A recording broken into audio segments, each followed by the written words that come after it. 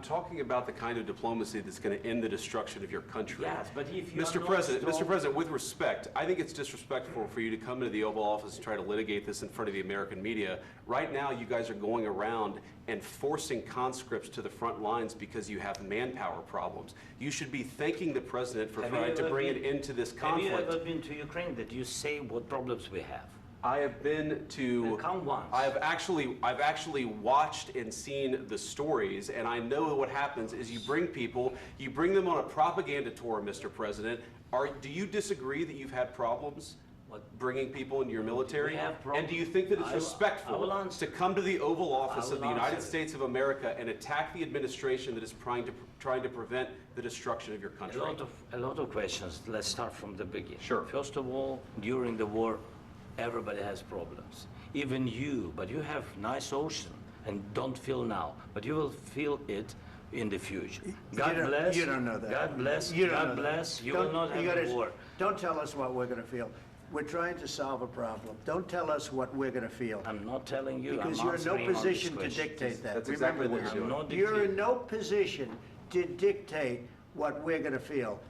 We're going to feel very good. You will feel influence. We're going to feel very good and very strong. You will feel influence. You're right now not in a very good position. You've allowed yourself to be in a very bad position, and he happens to be right about it. From the very beginning of the war. You're not in a good position. You don't have the cards right now. With us, you start having cards. I'm not playing cards. Right now, you don't. You're playing cards. Mr. President. You're playing cards. Serious. You're gambling with the lives of millions of people. You're gambling with World War III. You're gambling with World War III. And what you're doing is very disrespectful to the country, this country. That's back to you. Far more than a lot of people said they should have. Have you said thank you once? This entire meeting? No, in this entire meeting, have you said thank you? Even today. You went to Pennsylvania and campaigned for the opposition in October. Offer some words of appreciation for the United States of America and the President who's trying to save your country. Please, you think that if you will speak very loudly about the war, you can... He's not speaking loudly. He's not speaking loudly. Your country is in big trouble. Can I Wait a answer? minute. No, you've done a lot of talking. Your country is in big trouble. I know. You're not winning. You're not winning this. You have a damn good chance of coming out okay because of us. Mr. President, we are staying in our country, staying strong from the very beginning of the war. We've been alone, and we are thankful. I said thanks you haven't been in this alone. cabinet. You haven't been alone. In this cabinet. We gave you, through this stupid president, $350 billion. You voted we gave for you your military equipment, and your men are brave, but they had to use our military. What about if you didn't have our military equipment, if you didn't have our military equipment, this war would have been over in 2 weeks. In 3 days, I heard it from Putin. In 3 days, this is something maybe new. Less. In 2 weeks, of course, yes. It's going to be a very hard thing to do business like this. Again, I tell you. just say thank you. I said a lot of times to American people. Except that there are disagreements, and let's go litigate those disagreements rather than trying to fight it out in the American media when you're wrong.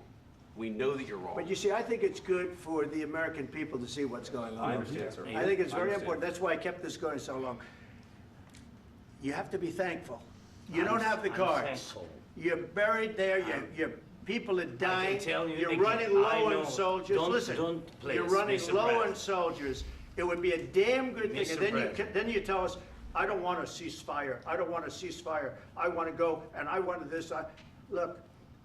If you could get a ceasefire right now, I tell you, you take it so the bullets stop flying and your men stop getting killed. Of course, we want to stop the war. But you're saying you don't want a ceasefire. But I said to you, I want a ceasefire. With guarantees. Because you'll get a ceasefire faster than an agreement. Ask our people about ceasefire, what they think. That wasn't with me. That wasn't with me. That was with a guy named Biden, who was not a smart person. That was with Obama. It was your president. Excuse me. That was with Obama, who gave you sheets, and I gave you javelins. Yes. I gave you the javelins to take out all those tanks. Obama gave you sheets. In fact, the statement is, Obama gave sheets and Trump gave javelins.